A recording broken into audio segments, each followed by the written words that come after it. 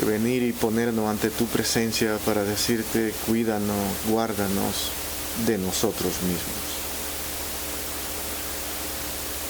Y que de esta manera nosotros, Dios, podamos concentrarnos, no confiando en nuestros corazones, sino en tu cuidado. Que tú estás a nuestro lado, que tú estás aquí en medio nuestro. Queremos, Padre, que todo lo que vayamos a hacer sea dirigido por ti, por tu palabra.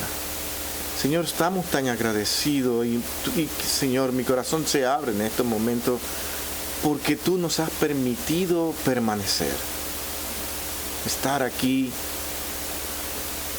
Las personas que han llegado, que llegan. Gracias, Señor, por las visitas que han llegado a nuestra congregación, por habernos dado la oportunidad de predicar tu palabra y que ellos la escuchen, entendiendo que tu palabra nunca viene vacía. Señor, que podamos ser edificados en el día de hoy. Y tú sabes, Señor, cómo te he estado orando y pidiendo por esto. Estamos en tus manos para que tu voluntad sea hecha. En Cristo, oh Señor, lo pedimos todo con gracias. Amén. Bien, hermanos, yo creo que todos estamos conscientes de que el hecho de estar aquí nosotros, ¿sí? Perdón. Ay, sí, definitivamente. Eso sí, eso me preocupa bastante.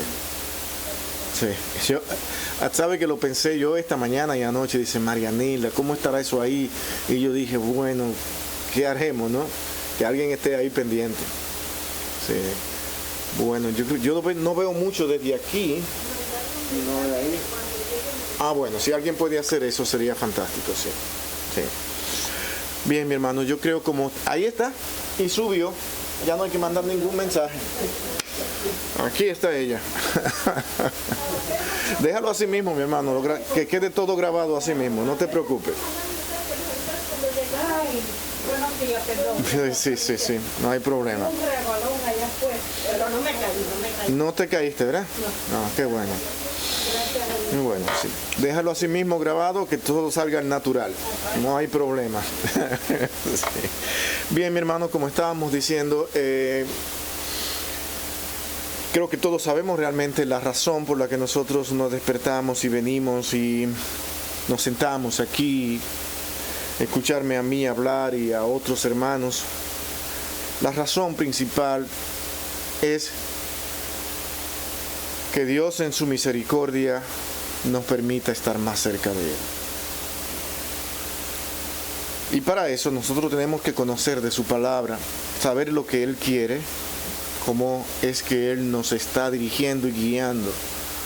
De otra manera estaríamos sin ley, sin orden, tal vez diciendo creo en Dios, pero yo me trazo la idea de un Dios como yo quiero, como yo pienso, y me fabrico un Dios que no es el que tú vas a encontrar cuando estés frente a Él. Porque es posible que muchas personas vivan esta vida de esta manera por voluntad propia, porque dicen que no confían en nadie, no necesitan congregarse, no necesitan estar en un lugar donde allí se le esté hablando de Dios, porque a Dios se le lleva adentro, y un sinnúmero de filosofías que se inventan, y finalmente lo que están haciendo no es más que diciéndole: Dios, no necesito que me digas nada, yo sé lo que tengo que hacer para servirte. ¿Cómo lo aprendieron? Bueno, internamente todo ser humano tiene lo que es la ley de Dios. Ahora la pregunta sería, ¿es que están dispuestos a obedecer la ley de Dios? Cuando tú ves a esas personas que no se congregan, que no tienen un lugar donde buscar instrucciones y ayuda, ellos simplemente creen tener a Dios, pero se van detrás de sus deseos. Viven para sus deseos. Incluso no importa las maneras en que consigan los bienes de este mundo, finalmente ellos dicen: oh, Dios me ayudó. ¿No han visto que aún hasta los narcotraficantes tienen una oración y un Dios? Porque esa es la manera, no hay de otra. Hay que calmar esa moralidad.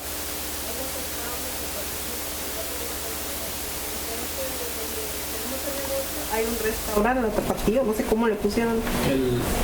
La terapia. Bueno, le La cambiaron. terapia se llama. Y me Eso. dice el flaco que hicieron un en vivo y que estaba una señora ahí y que estaban orando por ese negocio, pero es un restaurant bar, venden licor, todo eso. Uy, y buena terapia esa. que oraran por el licor. Digo, es que es un Dios fabricado el que tiene la gente. Ese es el problema. Y con eso en la mente es bueno comenzar hoy. Y hoy, mi hermano, les advierto, tanto aquí en esta escuela dominical y el sermón de hoy, yo lo que prácticamente quiero hacer es un conversatorio con ustedes, hablar, y creo que las iglesias deberían hacer esas cosas más a menudo. A veces estamos muy preocupados por el sermón bien elaborado, el orden, los puntos, todo, si nosotros realmente estamos siendo temático o expositivo, qué es lo que más vale, y un sinnúmero de cosas que lo hacen con buenas intenciones, tratando de que la palabra de Dios sea clara, de que sea dicha de una manera que no tenga excusa en cuanto a lo que el texto contiene para nosotros hacer una interpretación que no es. Todo eso es bueno, pero mi hermano, el asunto es que las iglesias deberían estar conversando, los pastores deberían estar sacando tiempo para conversar con su congregación, hablar acerca de Dios, donde nosotros podamos examinarnos internamente. Hablando de la iglesia, un término que nosotros diríamos está agotado. Mi hermano, este tema no lo estamos nosotros todavía ni tocando. Es un tema sumamente profundo. Pero no se puede tocar profundamente si primeramente nosotros no entendemos los puntos que hasta ahora hemos estado nosotros tratando. Hay inmensa cantidad de personas allá afuera confundidas con respecto a lo que es la iglesia. Y esa confusión la aprovechan las personas que tienen más poder, aprovechan sus capacidades que tienen como intelectuales que son para transmitir ideas contrarias a lo que la iglesia en verdad es. El Señor nos presentó una iglesia de manera simple, sencilla. Mi iglesia está formada por Dios mismo. No la formamos nosotros. Porque para que la iglesia de Dios esté formada, Dios tiene que tener la primera parte. Y es Él llamar a aquellos que le van a servir, trabajar con ellos porque ellos mismos no pueden transformarse. Tuvo Él que pagar un precio para que nosotros podamos siquiera mirar hacia arriba y decir, Señor, tuvo Cristo que pagar ese precio y morir por nosotros. Todos los que creen en Cristo, ese es el evangelio simple, sencillo, tendrán vida eterna. No dice más, ¿verdad que no? Todo aquel que cree tiene vida eterna, porque para eso vino Cristo al mundo. La iglesia de Cristo se forma con todos aquellos que creen. Y los que creen son ovejas que el Padre dio a su Hijo. Y esos son los que reciben el perdón y la salvación de parte de Dios. Y de repente ellos comienzan a actuar. La iglesia de Cristo es una iglesia que va a manifestar obras. Será una iglesia activa. Es una iglesia que manifestará santidad. Va a manifestar que en este mundo ellos son los que marcan la diferencia en cuanto a la moralidad. ¿Sí ven? Tenemos obra, pero no vamos a ser salvados por obras. Porque aún las obras que nosotros hacemos, ya Dios la premeditó y le dijo, tú harás. Y todos estamos haciendo lo que Dios quiere para que nosotros funcionemos en este mundo. El problema es que nosotros también, junto con esas obras que Él nos dio responsabilidad. ¿Y cómo yo conozco a los hijos de Dios? Cuando ellos responsablemente están haciendo lo que Dios quiere. Y eso sin ser máquinas ni robots. ¿Cómo Dios hace eso? Porque usted cuando vino aquí, usted no se sintió que era una máquina que se levantó 7:30, estoy levantado. Oh, ¿cómo estoy levantado? Oh, tengo que bañarme, tengo que ir. No, usted tranquilamente se tomó su café, se preparó, pensó si venir o ir y está aquí. Pero no se da cuenta que Dios ha estado trabajando para que eso pase. Primeramente le permitió que sus pies pudieran funcionar. Les permitió que su cerebro pudiera pensar. Le permitió que pudiera ver para poder manejar en el camino. Le permitió tantas cosas que si usted no lo tuviera, no estuviera aquí hoy. Entonces, ¿de quién dependemos? Pero al mismo tiempo me siento que estoy siendo responsable. Y al mismo tiempo cuando estoy aquí siento el gozo de venir, wow, vine a adorar y servir al Señor. Esa es la iglesia de Cristo. La iglesia de Cristo ahora no está, como hemos dicho, en un lugar específico y decir, esta iglesia, y hemos dicho esto aquí hasta hartarnos de decirlo, pero tiene que ser así. La iglesia de Cristo no tiene un nombre. El único nombre que tiene es la iglesia de Dios. Y si le quiere llamar iglesia de Cristo, que prácticamente es el mismo, es una iglesia que parte desde el cielo aquí en la tierra para dar testimonio. Y para que nosotros podamos dar testimonio, Dios tiene que estar ahí envuelto con nosotros. Yo no soy la persona que digo, hoy me voy a hacer miembro de la iglesia de Cristo. Por eso es que el término membresía de la iglesia no es tan complejo como algunos piensan. Es responsabilidad tuya. Porque tú me puedes engañar. Y puedes manifestarme una santidad increíble. Y dices, no, pero merece ser miembro de nuestra iglesia. Y el Señor te dirá, ¿y quién te dijo a ti que eres tú quien determina eso? Bueno, cuando nosotros hacemos miembro a una persona en la iglesia, estamos tomándonos el riesgo de decir, oh, lo hicimos miembros y ahora es miembro del cuerpo de Cristo. Cuando realmente Dios diga, no, no lo es.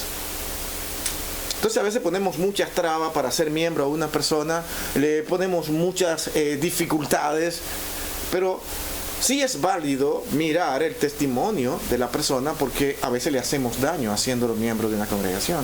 Porque le estamos diciendo, tú perteneces a Cristo sin que ellos entiendan realmente en verdad lo que es el Evangelio. Si ve todos los riesgos que uno tiene que tomar para ser miembro de una persona. Pero si una persona ha testificado de Cristo, ha dado a conocer a Cristo y dice, yo quiero ser miembro de esta congregación, ¿cuál es el problema? Esa es tu responsabilidad. Tiene años sirviendo al Señor. Tiene años diciendo, yo quiero servir al Señor. Pero nos meten en nuestro cerebro de que, no, cuidado, hay que ser muy cerrado y cuidadoso. Cuidado, que esta es nuestra congregación. Y le damos un valor alto a la iglesia para distinguirnos de las demás congregaciones y que las personas vean que en esa congregación ya hay gente seria. No, tú no cambias ni conoces a nadie. Quien conoce realmente quién es el Hijo de Dios es el Padre. Y esa responsabilidad siempre va a caer sobre esa persona. La responsabilidad que cae sobre los pastores es creer que son creyentes. Cuando tú has creído que son creyentes, bueno, me engañó, pero yo creí que era un creyente. Dios sabe que yo estaba buscando, como pastor, tener verdaderos, fieles hijos de Dios. Pero mis hermanos, aquí tenemos experiencia. Nos han engañado. Yo sé que es difícil para ustedes decir, sí. Pero mi hermano, así ha sido. Así ha sido. No tengan miedo. Dios sabe que ese es el valor cristiano. Cuando podemos decir, sí, no han dado testimonio de haber conocido a Cristo y sin embargo lo hicimos miembro de esta congregación. ¿Eso es culpa nuestra? Es fácil que los hermanos digan, sí, eso fue culpa porque dieron tener más cuidado. ¿Cuál cuidado? Si el cuidado solamente lo tiene Dios. Y esa es responsabilidad de esa persona. Responsabilidad de esa persona. El que quiere ser miembro es responsable. Es responsable. Él es que sabe lo que está pidiendo. Exactamente. ¿Entiendes? Porque el asunto es una responsabilidad delante de Dios. Y es por eso que nosotros en ese párrafo 4, que me da trabajo salir de aquí, que quisiera quedarme 3 años en este párrafo, nada más. Para que nosotros podamos entender esto. La iglesia de Jesucristo es aquella que Él designó, designada por el Padre, no por los hombres. ¿No es eso lo que estos hombres vieron a través de la palabra de Dios? Y lo vimos fue a través de la palabra. No se lo inventaron. Eso es lo interesante. Que podemos decir, bueno, que ellos están inventando esas cosas, están ilusionando. No, es que no podemos decir otra cosa. La cabeza de la iglesia es el Señor Jesucristo, en quien por el designio del Padre, todo el poder requerido para el llamamiento, el establecimiento, el orden o el gobierno de la iglesia está suprema y soberanamente investido. ¿De dónde viene este investimiento? ¿Lo hicimos nosotros? ¿Sí ven? Esto está organizado y estrictamente llevado a cabo en un plan eterno desde la eternidad para que la iglesia de Cristo sea su iglesia. Es su iglesia, no la mía, no la que yo creo, no la que yo le pongo un nombre y me establezco como una iglesia inmensa para entonces decir, el que no crea en esta iglesia local, en esta sede, jamás será salvo. Pero la Escritura dice, el que cree en el Señor Jesucristo será salvo. Se acabó. Nos dejó sin más. Lo demás que salga, todo lo que salga aparte de ahí, es del hombre. Es del hombre, es una interpretación del hombre, es un concepto del hombre, es un deseo del hombre. Ahora tú registra eso y siempre va a haber amor al poder. Si hay cosa peligrosa y delicada, es el poder. Si hay algo que me tumba, es cuando yo veo personas en las que yo confío y he confiado, que luego me veo que han estado buscando posición y poder. Duele profundamente.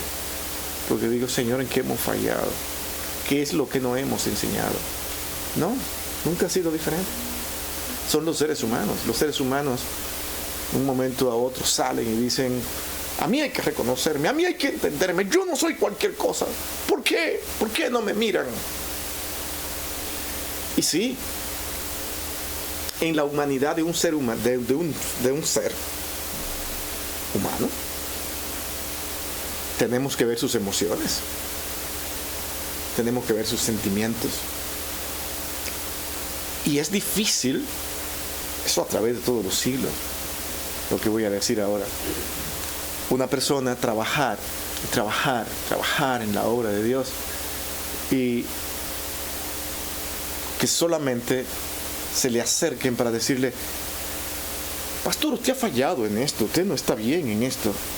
Y dice, caramba, pero ¿cuándo fue que me dijo algo bueno que yo haya hecho? Entonces ahí cuando Pablo aconseja, y para mí por inspiración del Espíritu Santo, cuando dice, tengan a estas personas en alta estima para que ellos lo hagan con amor y con deseo de trabajar. Qué buen sermón estuvo hoy. Fui edificado por su sermón. Pastor, gracias por sus palabras. Ánimo, incentivo. Él no lo va a necesitar para seguir trabajando, pero caramba, a veces se va a ir abajo. A veces se le van a ir las fuerzas. Va a decir, pero ¿realmente mi congregación me ama? ¿Realmente quieren que yo esté ahí? Le va a dar lugar a que él piense. Entonces, cuando usted lo vea que decaiga, ahí va usted a decirle, confía en el Señor, hermano, olvídese que usted tiene al Señor. Usted no le está dando ánimo con eso, le está diciendo que débil eres. ¿Se entiende? Que débil eres, que te fuiste abajo porque tú estás esperando que los demás te den.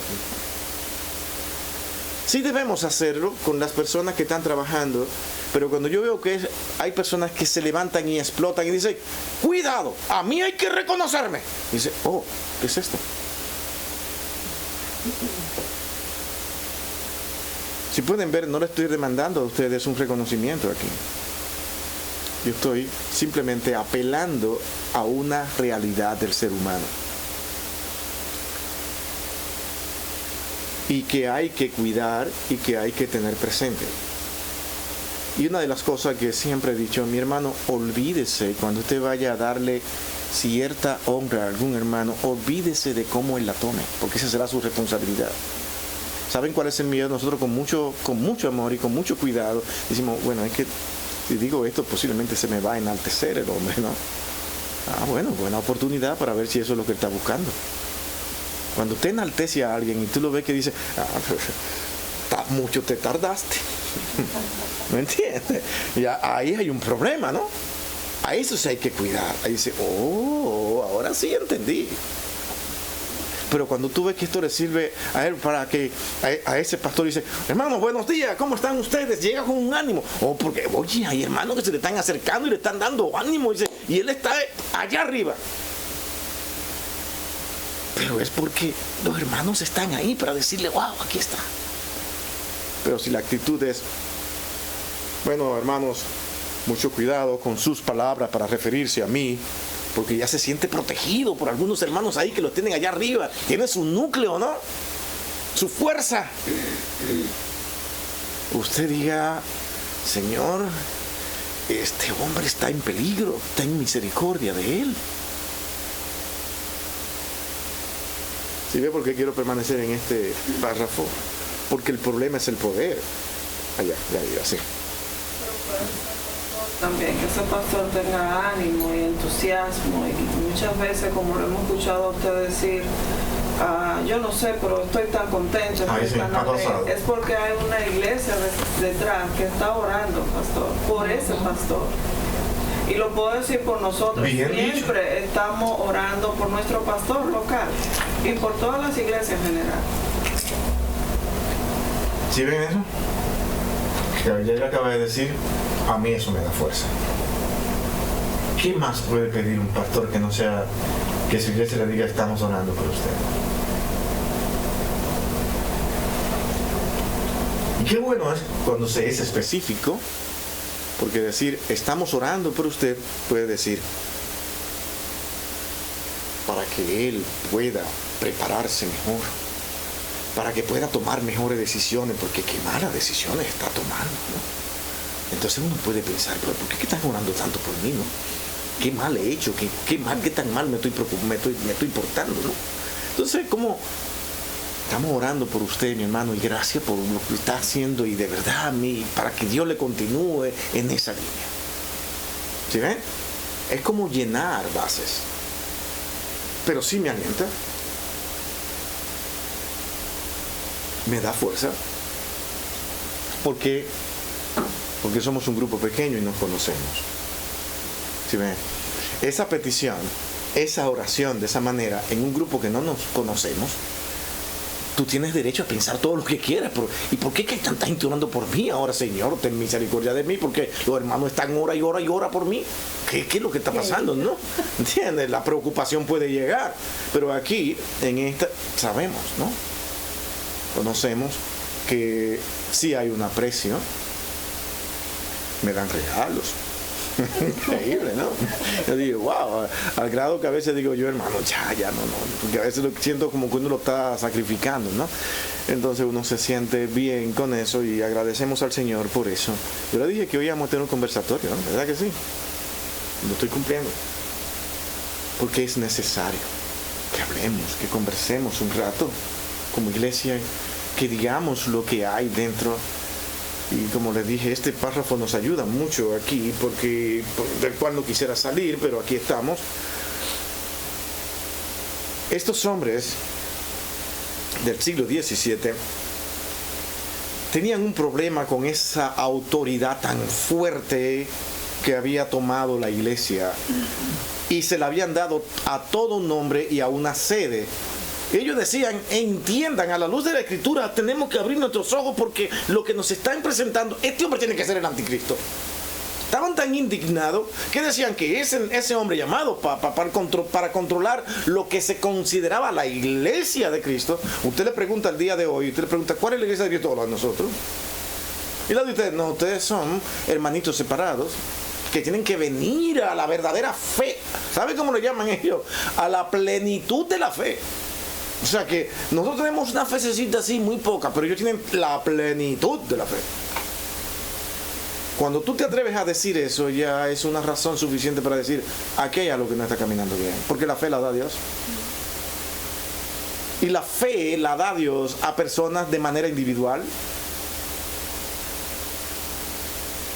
Y son esos hombres y mujeres individuales los que van a llevar la iglesia de Cristo, no es una institución. Hermano, nada hago yo aquí si ustedes no trabajan y hacen lo que tienen que hacer para la gloria de Dios. Si ustedes no evangelizan, si ustedes no hablan de Cristo, si ustedes no hacen invitaciones a personas para venir a los pies de Cristo y tratan de traerlo a la iglesia para que escuche la palabra de Dios, nada va a pasar.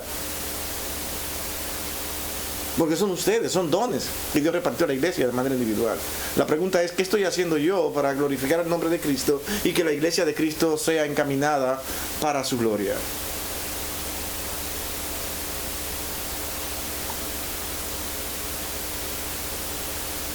Me gustaría que estas palabras salieran de una de estas iglesias tan grandes, con tantas personas que las escuchan, que la oyen, pero a veces hay mucho temor en esas iglesias tan grandes porque están siendo vigiladas, son oídas, entonces tienen miedo a las sanciones, a lo que puedan pensar los gobiernos, a lo que pueda pensar alguien, y quieren ser cuidadosos y prudentes para que le permitan predicar el evangelio de Cristo. Y uno dice, caramba, hasta cierto sentido tienen razón.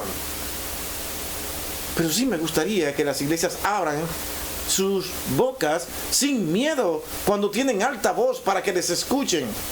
Nosotros aquí hablamos y decimos, pero es que cuando van así, si vamos a ver y pasan y ven, dice, ¿quién está ahí en las redes sociales? Oh, mire, ¿cuánto view tiene? Lo que tienen son 5 views. Ese no va. Bien, se encuentran con uno que tiene 500,000 de views. Ah, este debe ser bueno. Este sí que hay que escucharlo. ¿Somos así o no? No, dígalo por usted. Yo no me estoy sacando. Nadie se saca. Ese es el problema del ser humano. Dice, 5 views, seguramente son su familia que lo están mirando ahí. No va. Este es el mundo que tenemos, es la cultura que tenemos actualmente. Pero todo eso lo maneja Dios. Y Dios lo sabe. Y estas palabras que están saliendo de aquí, el Señor sabrá lo que va a hacer con ellas. Pero mi hermano, ha sido la preocupación todo el tiempo de la iglesia de Cristo. Que la iglesia de Cristo esté compuesta por hombres y mujeres fieles al Señor y no a lo que este mundo establezca. La iglesia de Cristo siempre va a ser contracultural. Si no lo es, va a estar en problemas. Porque la cultura no controla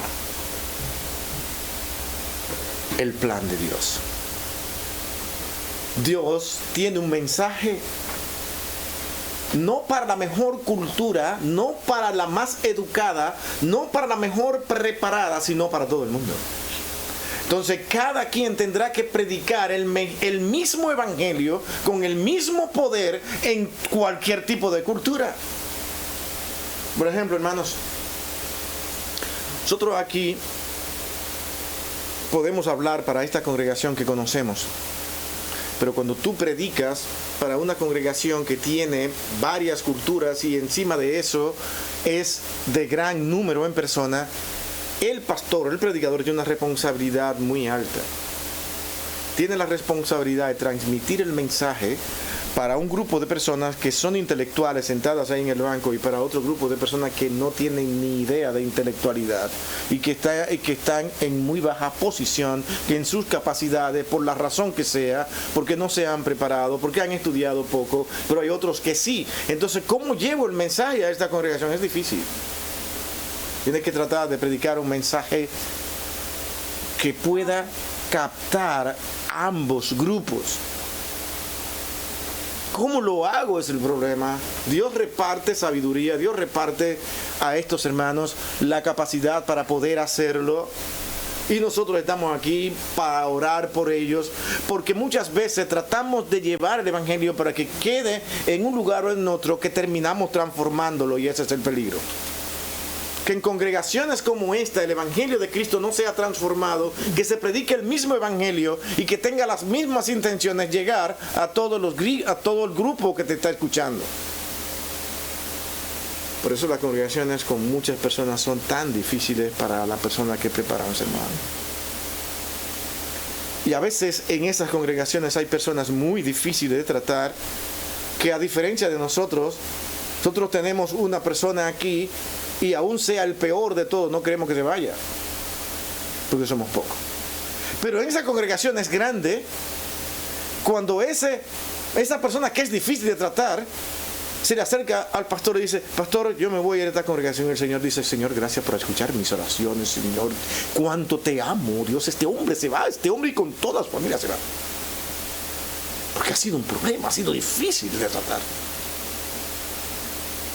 La iglesia tiene muchas vertientes y muchas cosas con las que trabajar. Las iglesias pequeñas son difíciles. ¿Saben por qué son difíciles? Porque nos conocemos, y ese es el primer problema. Nos conocemos todos, conocemos muchas de nuestras debilidades, nuestras fallas, nuestras faltas. Nos vemos, ya sabemos cómo pensamos y todo eso, ¿no? Y eso lo hace difícil. Pero qué bueno que es el Señor quien nos controla, quien nos guía, quien nos lleva. Mirando esa parte de amor al poder que ya hemos llenado, cuando leemos, y ven ese puntito número 1 aquí en el párrafo, donde esa parte para entrar al siguiente párrafo, donde dice: no puede el Papa de Roma hacer la cabeza. ¿Quién quiere leer eso de ahí para allá? ¿Quién quiere leer? En el párrafo número 4 del capítulo 26 de nuestra Constitución. Amén. Dice: no puede el Papa de Roma hacer cabeza de ella en ningún sentido, sino que él es aquel anticristo, aquel hombre de pecado e hijo de perdición, que se ensalza en la iglesia contra Cristo y contra todo lo que se llama Dios, a quien el Señor destruirá con el resplandor de su venida. ¿Sí ven cómo pensaban? La iglesia de Cristo es formada por Cristo. Eso fue lo primero que dijo el párrafo. Es Él quien la hace. De tal manera que el que se salga de ahí para adjudicarse ese poder tiene que ser el anticristo. Porque está diciendo: Cristo, no te necesito, porque ahora yo voy a tomar mis propias decisiones, y esta va a ser la iglesia, la que yo voy a preparar, la que te voy a presentar a ti ante el cielo. No es Cristo, es Él. Por eso perdonan pecados y todas esas cosas. Y apelan a eso para los perdón de pecados, a los textos que dicen que nosotros debemos perdonarnos los pecados. Si ven que podemos perdonarnos los pecados, sí, unos a otros, nadie puede negar eso. Estamos llamados a eso, a acercarnos y decir y perdonar los pecados que hayan cometido contra nosotros. ¿O usted no hace eso cada rato? Tenemos que hacerlo, somos llamados a eso, a perdonar. Pero yo decir: alguien viene donde mí, yo tengo la autoridad para que cuando yo hable y te diga: ve y haz esto, tus pecados sean borrados. No, yo no puedo hacer eso. Totalmente distorsionado. Yo no puedo hacer, yo no tengo ese poder para hacer eso. Perdonar al que te ofendió. ¿Por qué? Porque es a ti la ofensa, y es trabajar con tu orgullo y tu corazón para poder perdonar esa ofensa con el hermano, con tu familia. Pero perdonar los pecados que esa persona haya cometido contra el Señor, no. ¿Qué autoridad tiene? De hecho, yo puedo perdonar y el Señor no. ¿Entiendes? Es el problema. Yo puedo, sí pasa, ¿verdad? ¿Se entiende lo que estoy diciendo? Yo puedo, en mi amor y en mi deseo y mi responsabilidad, perdonar a alguien, pero el Señor diga: qué bueno que lo perdonaste, pero Él tiene que ajustar cuenta conmigo. ¿Me entiendes? Eso puede pasar. Entonces, esas interpretaciones que son dadas para simplemente llevar a las personas a este tipo de control y dominio, y decirte: es que tenemos un poder inmenso nosotros. La gente dice: ay, sí, esa es la iglesia, en ella yo descanso. Mi hermano, yo le puedo decir algo más delicado con respecto a lo que hemos leído antes de leer los textos. Yo no sé cómo te lo va a tomar. Pero la iglesia de Cristo está sujeta a cometer errores. Está sometida a Cristo, ama a Cristo, pero en ese sometimiento a Cristo, a pesar de todo eso, puede cometer errores. Lo que tenemos hoy, con todos estos desastres de doctrinas y religiones y todo, no es más que un descuido inicial de la iglesia de Cristo. Cuando tú analizas todos los documentos que hay en el camino, hay una cantidad de errores y de fallas que muchos adoptaron y decidieron tomarla como doctrina a pesar de estar equivocada, y tomaron decisiones para decir, es que finalmente nosotros somos los que guiamos en medio de todos los errores. Pero si ustedes fueron los que permitieron que todos esos errores salieran, y se le dio vida, se le dio fuerza. Por eso fue que la Reforma dice, es necesario volver nuevamente a la Escritura y a la doctrina de los apóstoles. Y hay que eliminar todo aquello que la Iglesia introdujo y que no aparece por parte. Sí, pero que son las tradiciones, las amadas tradiciones que son infalibles. No, es que esas tradiciones que ustedes tienen fue por decisión de la Iglesia, y la Iglesia es falible. ¿Se entiende? No es infalible. Lo único infalible aquí son las palabras de Dios que están escritas, y son las que deben controlar la vida de la iglesia. Y cada persona individualmente debe de venir a la Escritura, analizarla y ver si cómo Dios ha estado trabajando a través de los tiempos para que su palabra permanezca. Porque el Espíritu Santo ha estado guiando a la iglesia. Mire qué problema hay aquí que resolver. Bueno, usted tiene que estudiar. Tiene que ver que Dios ha sido fiel en cumplir su palabra, porque una muestra de eso es que usted hoy tiene la facilidad de poder leer su palabra. Y mi hermano, la palabra de Dios escrita está siendo leída aún en países donde se prohíbe abiertamente el Evangelio de Cristo. Por ejemplo, China tiene más de 60 millones de cristianos. Y tú puedes creer una cosa así. Ahora, ¿cómo se reúnen ellos? Como usted y nosotros aquí. Tienen que estar cambiando de local por la persecución. En lugares ocultos. Hoy no se pueden reunir en el mismo sitio, porque puede ser que ya haya dicho esto y aquí. ¿Usted se imagina esa vida cristiana? Con esta facilidad que tenemos nosotros aquí, que con dificultad dice, la iglesia hoy. No, ellos están deseosos de que llegue el día de ir. Porque en medio de las persecuciones, la persona alimenta más el amor de buscar de Dios. ¿Quién hace eso? Es Dios. No, que cada quien adopta el Dios que quiere. Dios seguirá siendo el mismo Dios. Y el encuentro que el hombre ha de tener con Dios también lo maneja Dios. ¿Quién maneja la iglesia? Es Dios, no los hombres. Los pensamientos de los ateos, como no entienden nada, dice, cada quien cree en el Dios cultural que tiene. Cuando intentan probar eso, se vuelve un desastre que tú dices, ¿y ahora? ¿Qué me estás explicando? Porque finalmente todo, dentro de toda su cultura, siempre todo tienen que apelar, es que hay un solo Dios. Pero tenemos mucho, como en la India, tenemos millones aquí, pero hay un solo que es el principal. Es una locura. Finalmente, todo lo que es cultura termina mirando a un solo. Porque es el único Dios. Como los atenienses llamaban al Dios no conocido, y Pablo le dijo, ese que yo quiero predicarle. A ese que no tiene una estatua, que no tiene una imagen, que ustedes no lo fabrican, a ese que quiero predicar.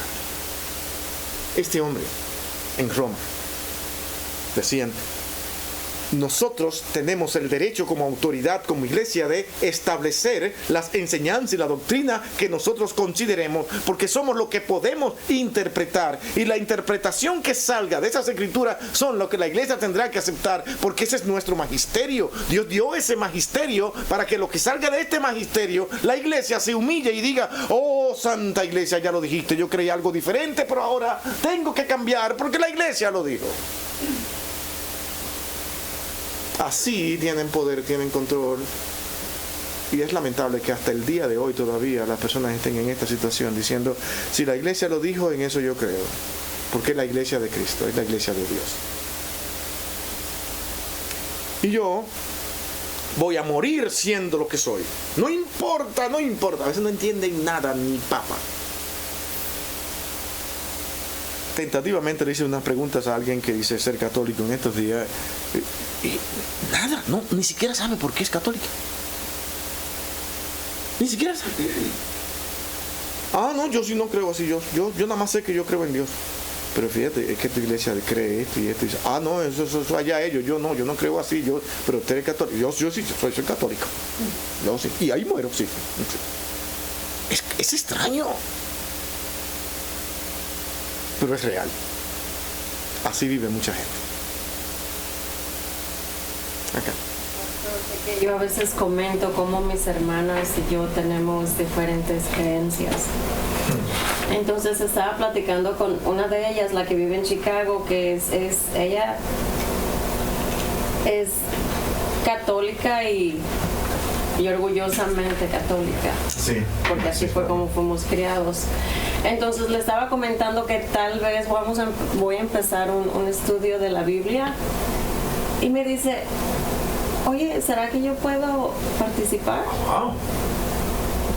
Y dice, no creas que me quiero involucrar mucho, no creas que yo quiero que me pregunten, pero me gustaría escucharlo. Y la verdad me dio mucho gusto escuchar que ella tiene la inquietud de conocernos a Dios. Eso es maravilloso. ¿Saben por qué? Porque una de las cosas que le van inculcando al católico romano de la sede en Roma es a que no se preocupe mucho por el estudio, porque ya tiene su Santa Madre Iglesia. Tú vas y escuchas y te sientas y en ese, una vez yo he asistido, no sé si te he asistido, en ese párate, siéntate, y yo termino, que yo pienso que yo trabajé todo el día, ¿no? Y dije, wow, porque te paran y te sientan que tú dices, ¿qué cosa es esto, no? Y ya la gente está feliz con hacer eso, porque se paró y se sentó muchas veces, y se sentó y allí tomó, aquella hostia ensangrentada, tremendo ya, porque ahí está Cristo.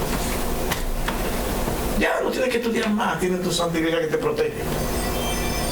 Entonces esa protección es lo que no quieren perder, porque quieren sentir dentro de sí que están siendo protegidos, que están siendo cuidados, cuando realmente tú no le interesas. A esta iglesia le interesa a sus obispos, sus papas, ¿me entiendes? Los que están en alta jerarquía. Tú puedes hacer lo que quieras. ¿No se han fijado que el católico hace todo lo que quiere y como quiere el católico? Vive como quieras si tú eres católico, pero que un sacerdote no lo haga. ¿Se entiende? Porque ahí sí se van con todo, ahí hay que sacarte. Tú no puedes decir algo que ellos no estén diciendo y enseñando.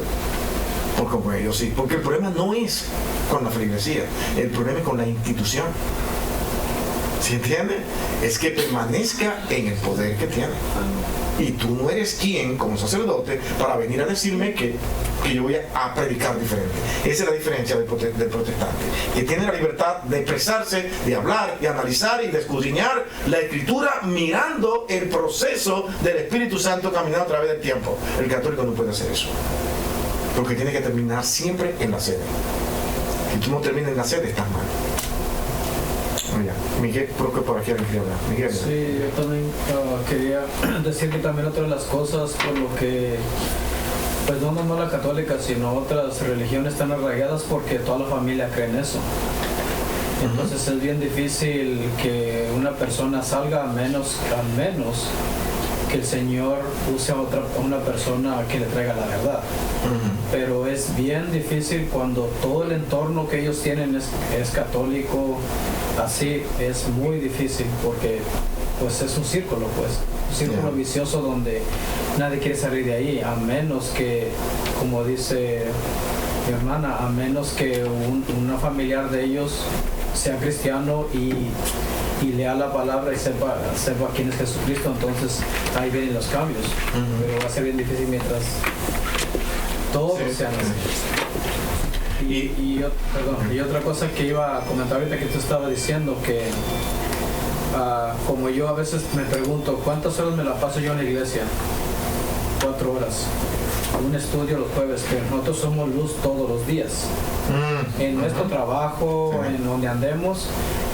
Entonces a veces, pienso que a veces cuando estamos en el trabajo se nos olvida que tengo que ser luz para las personas. Y por eso a veces las personas no tanto confían en nosotros por cómo nos comportamos. Entonces nosotros tenemos que ser luz y ser diferentes a los demás que estén ahí, para que las personas puedan acercarse y preguntar pues cosas del Señor, que cómo poder guiarlos a que ellos puedan conocer y venir a una iglesia. Claro. Sí, las costumbres son cosas dignas de nosotros analizarlas, porque estamos hablando de la Iglesia Católica en Roma, en su problema que hay, mirando el párrafo y las dificultades que tienen los que dicen ser sus miembros, pero si nos trasladamos, por ejemplo, también a lo que son los evangélicos, pues ellos son católicos, nosotros somos evangélicos, ellos hacen las calificaciones, ¿no? Pero realmente evangélicos deberíamos ser todos. Pero ese es el asunto, porque estamos llevando el Evangelio de Cristo a toda criatura, por todo lugar, y deberíamos ser todos evangélicos. Pero mirando esas diferencias, o vamos a decir nosotros los protestantes, hay iglesias que se levantan y los hijos nacen ahí y ellos crecen en una cultura, la cultura de esa iglesia. Y a veces ellos se creen que son creyentes o no son creyentes, y a veces se salen también de la misma iglesia para hacer lo que ellos quieren, pero sus creencias van a estar todo el tiempo girando alrededor de esa iglesia evangélica que ellos tuvieron. Pero ¿qué tal si esa iglesia evangélica tiene algunos errores doctrinarios, como pueden tener a cualquiera, si no, vamos a decir que no violentan la base central, fundamental del evangelio, pero hay otras que sí han crecido ahí, ¿me entiendes? Y le va a ser difícil cambiar su manera de pensar, porque ahí fue que ellos se prepararon, se formaron. Entonces, cuando tú le enseñas la palabra de Dios mirando un punto de vista diferente a lo que por tantos años ellos han tenido que ver con la doctrina, se le hace difícil. Por ejemplo, a mí se me fue sumamente difícil salir de lo que era las enseñanzas del dispensacionalismo, porque le tomé amor, cariño a esto, porque era mi congregación. La congregación me enseñó el dispensacionalismo. Ahora, ¿son los dispensacionalistas personas que van camino al infierno? No, absolutamente no. No. Y son ahora los que adoptan una enseñanza diferente a los dispensacionalistas, y ahora adoptan lo que es la doctrina del pacto. Sé que para muchos estas dos diferencias no la entienden aún todavía, pero están bien ambos. Están detrás de ¿qué? De ver qué es lo que Dios ha trazado para la salvación de su iglesia. Pero cuando tú lo revisas, su fe está anclada en Cristo. Él es el Señor. Ellos no quieren negociar la fe de Cristo ni todo lo que ha hecho, y entienden que la salvación viene de Dios y son firmes en eso. Solamente que están tratando de ver la historia del procedimiento de salvación a través de Dios de una manera diferente. Los dispensacionalistas terminan dándole un valor enorme al pueblo judío, que los que siguen la enseñanza, la teología del pacto, no lo ven, sino que ven a un Dios salvando siempre a una humanidad mixta en todo tiempo, sin que nadie sea preferido. Y eso trae muchísimas dificultades, porque ahí se introducen también diferencias de criterios escatológicos. En fin, cuando alguien nace en este tipo de cosas, de enseñanzas, le va a ser difícil romper. Y a mí me tocó lágrimas. Y algunos me dirán, lo que si me oyen, y dicen, no, porque tú cambiaste de peor a mejor, ¿no? No, tú cambiaste de lo mejor a lo peor. ¿Quién puede decir lo que sea? Pero fue mi convencimiento. Yo vi que realmente esa no era la dirección. Y de hecho, la iglesia puede tener dispensacionalistas y los que siguen la del pacto, calvinistas y arminianos juntos, sentarse ahí. ¿Cuál es el problema? No hay problema. Pero la iglesia católica no, porque ellos se rigen por los dogmas, y los dogmas no tienen negociación.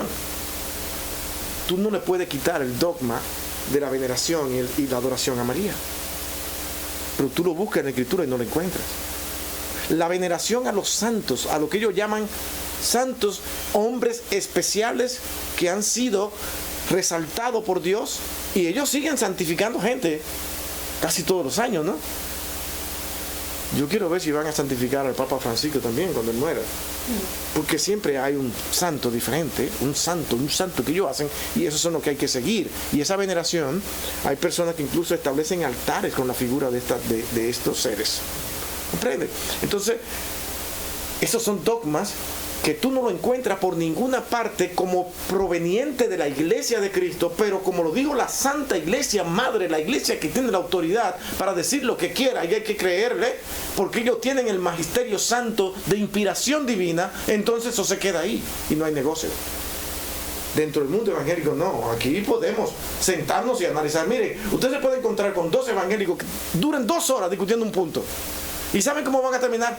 Dios te bendiga, hermano, te guarde, que vaya bien. ¿Cómo que son hermanos? Se van siendo hermanos en Cristo. Ahora un católico no. Sí, yo te considero hermano, por eso cuando a partir de Trento, después de ahí, que dijo, no, llamen hermano. Llamen hermanos separados, porque hasta el momento nos llamaban herejes. ¿Comprende? Ahora pues como quieren ganarnos, porque se le ha ido mucha gente, ahora somos unos hermanitos pero separados. Pero yo no te considero su hermano. Dile que tú no crees en María para que tú veas como tú eres su peor enemigo. No le puedes contradecir un solo punto de su doctrina. No lo puedes porque tú eres su enemigo. Tú te pones a discutir con un católico y terminan que ellos quisieran ahorcarte. Porque ellos están sesgados por el amor a una institución que es la iglesia, que ellos creen que eso es Cristo mismo. Y te dicen, no, pero que la iglesia no se puede equivocar. ¿Cómo que se equivocó la iglesia? Tú le dices, la iglesia está sujeta a errores. Oye, el otro no se vuelve loco, no lo entienden. Ese es el punto. Miguel, allá. Estamos terminando.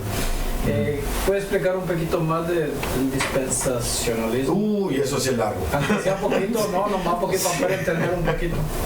Bueno, ¿cómo yo puedo sintetizar eso?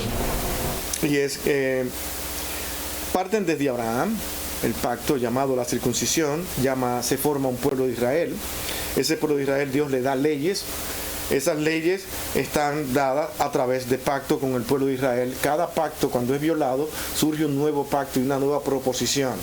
Y luego ese pacto, si es no cumplido por el hombre, Dios hace otro pacto y trae otro nuevo periodo de tiempo. A esos procesos son dispensaciones. Dios tiene el mundo dividido en diferentes dispensaciones hasta llegar a Cristo. Entonces cuando Cristo llega, ya Cristo es la dispensación que nos permite ahora vivir por la iglesia, no directamente por el pueblo de Israel, pero el pueblo de Israel es la base fundamental, es el pueblo santo, es el pueblo que hay que mirar porque Dios tiene un plan con ellos, muy especial por encima de lo que es la iglesia en sentido general. Sin embargo, hay ciertas cosas que organizar acá, porque es que esa iglesia los judíos tienen que creer para ser miembro de la iglesia de Cristo, a pesar de ser un pueblo especial y único, porque nadie se va a salvar sino a través de Cristo, ¿sí? Porque esa es la iglesia, pero ellos como nación, como grupo étnico, son diferentes. Dios tiene un plan diferente con ellos.